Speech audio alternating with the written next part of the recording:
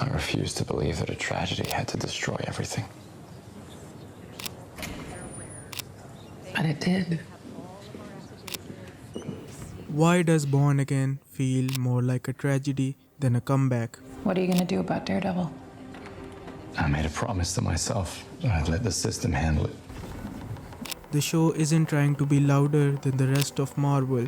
It's quieter, more personal. It trades spectacle for silence, punchlines for pauses. It lets the character breathe, argue, fall apart without rushing to fix them.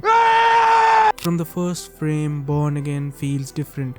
The show leans into the muted, grittier color palette, not washed up like most Marvel projects.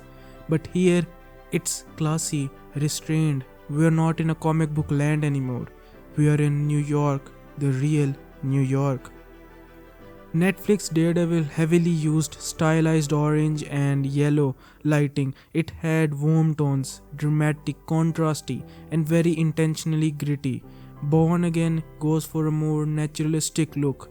The light feels like it's leaking in a real world from a real world source. Lamps, windows, city lights. It's often colder, more muted, and less stylized. It switches from orange and yellow tones to more cold blue-grey tones. Cinematographers chose to shoot the show on anamorphic lens most of the time. It gives it that cinematic stretch. It makes you feel like you are there.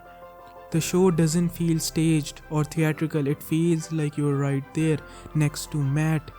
That's partly thanks to the cinematographer. Born Again is shot on anamorphic lenses, the same kind used in films like The Batman. They give us a frame that's wide and that cinematic feel, but more than that, they pull you in. The edges blur just slightly. This is how a scene looks normally on a normal lens, and this is how it looks on an anamorphic lens. Light flares stretched across the screen, and suddenly it doesn't feel like you're watching a show.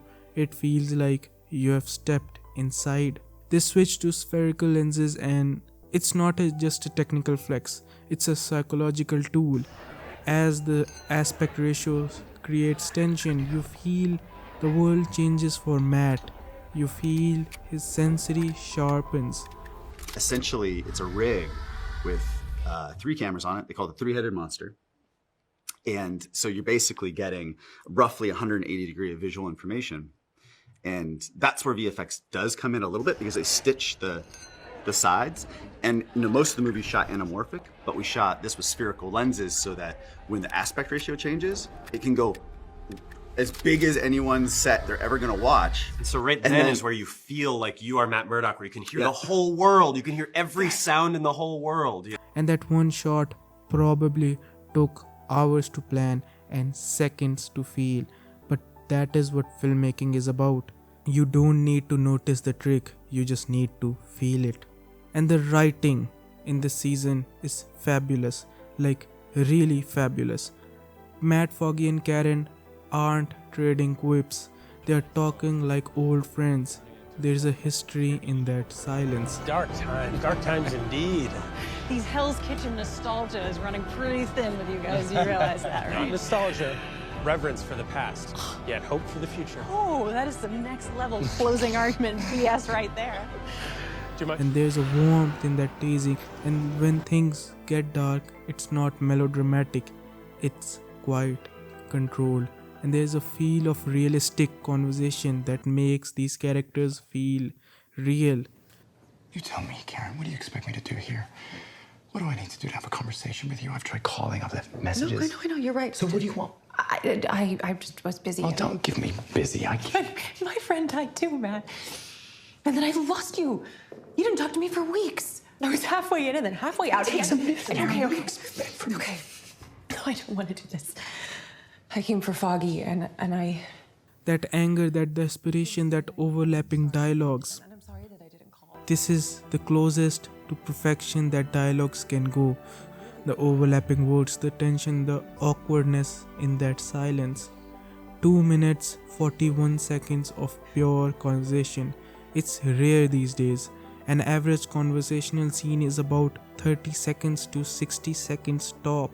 But in this show, it lasts, it breathes, and that empty chair between them says 1,000 things. One of them is, what have we come to? It's all about him.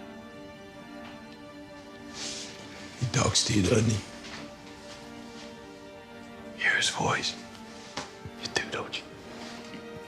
Every time I start moving, I still hear my little boy. I see him. And I hear his voice.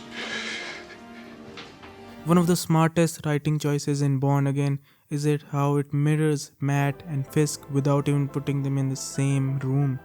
You'll see Matt having a tense, crumbling conversation with Heather, and then with the show quick cuts to Fisk rebuilding something with Vanessa. Trying to co-opt your story. He wants to use your trauma to boost his narrative. If his narrative is that vigilantes are dangerous, then he's Heather, got my vote. you must see he's trying to use you. I'm sorry. Same theme, love under pressure, but completely different outcomes. It's a quiet way of showing who's breaking and who's rising, not through action but through relationship. Let's talk about editing and what this show doesn't do. There is no MTV style of cutting, no unnecessary slow-mo. The camera lingers, it tracks, it breathes. This fight sequence are one of the biggest example of this, especially the bar fight scene in episode 1. It's a one-take single shot, or at least disguised as one. The thing is, it's so smartly edited that it tricks your brain into thinking it's one take. Look at this clip. This may seem normal, but there's a cut. Using this guy's black coat's gradient, they smartly added a cut.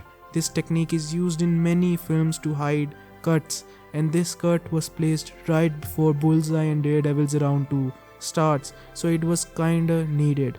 And kinda the same trick is also continued here when Bullseye is climbing the stairs and there's a black gradient background, and they place another cut. And this trick is also used in movies like Skyfall and 1970, using dark parts of the set to make a seamless cut. But here's the genius part. It's not about showing off. The editing is invisible. It's there to keep you in the moment, not to impress you. Even in the conversation, the cuts are purposeful. Reactions matter. Silences matter, and the rhythm of editing matters. This season is less about Daredevil, it's more about Matt Murdock, the lawyer. And that's the beauty of it.